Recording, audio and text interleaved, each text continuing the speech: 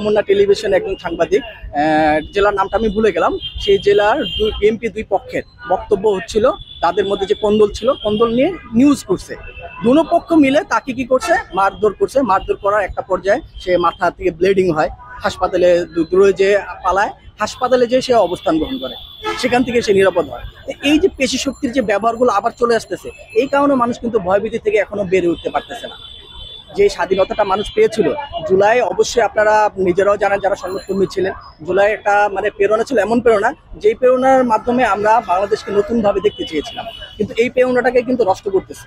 আর নষ্ট হচ্ছে আমাদের যে রাজনৈতিক যারা লিডারশিপে যারা আছে, যারা বাংলাদেশের রাজনীতি অঙ্গনে লিডিং পজিশনে আছে, তাদের কিন্তু এই ধরনের মনোভাবের কারণে কিন্তু এগুলো তৈরি হচ্ছে। আমরা কিন্তু জুলাই এখনো যাদেরকে এইভাবে দমন নিপীড়ন করা হয় তাদের বিরুদ্ধে আমরা কিন্তু সোচ্চার হই না। হয়তো আমরা বিপ্লবী যারা কয়েকজন আছি তারাই সোচ্চার হয়, কিন্তু রাজনৈতিক পর্যায়ে থেকে কিন্তু এই ধরনের কোনো বক্তব্য তারা দেয় না। যে জুলাইয়ের উপরে যে আক্রমণটা আসে তখন কিন্তু তারা নীরব থাকে। কিন্তু আইন উপদেষ্টা গতকালও যে কথাটা বলছে, যে যেগুলো বাস্তবায়ন করছে তারা, কোনো সরকারি কোনো আমলেই সেগুলো বাস্তবায়ন করেনি।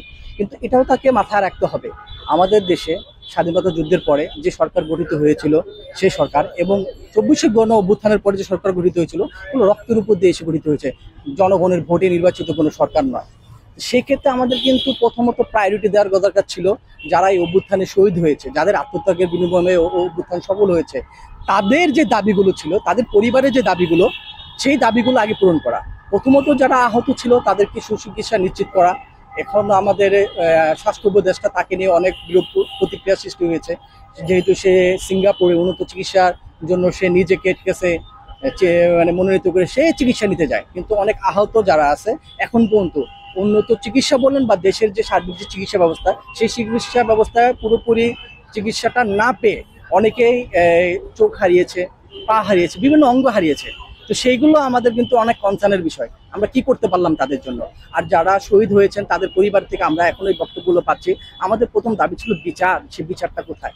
আমরা কি দৃশ্যমান বিচার দেখতে পাচ্ছি? আইন উপদেষ্টা আইনের ক্ষেত্রে অনেক নতুন নতুন আইন প্রণয়ন করছে, যেগুলোতে আমাদের রাষ্ট্র ব্যবস্থার জন্য পরবর্তী পদক্ষেপ এগুলো কার্যকর হবে, কিন্তু ইনস্ট্যান্ট যেটা দরকার ছিল সর্বপ্রথম, সেই বিষয়টাকে কিন্তু এখন আমরা কিন্তু মানে এখন ঢেকে রাখতেছি। কিন্তু এই অভ্যুত্থানে যারা আত্মত্যাগ করলো, জীবন ত্যাগ করলো, অঙ্গহানি হলো, তাদের যে বিচারে যে চাওয়াটা, সেই বিচারের চাওয়াটাতে তারা কিন্তু কোনো ধরনের মন্তব্য করতেছে না। শুধু নির্বাচন নিয়ে তারা মানে কথা বলে যাচ্ছে, সংলাপ চালিয়ে যাচ্ছে, ঐক্যমত কমিশনের কথা বলতে আছে। এই যে কথাবার্তাগুলো শুধু নির্বাচন কেন্দ্রিক হচ্ছে, কিন্তু বিচার সংস্কার যে বাংলাদেশের জনগণের মৌলিক যে চাওয়াটা, সেই চাওয়াটার মধ্যে কিন্তু কেউ নেই।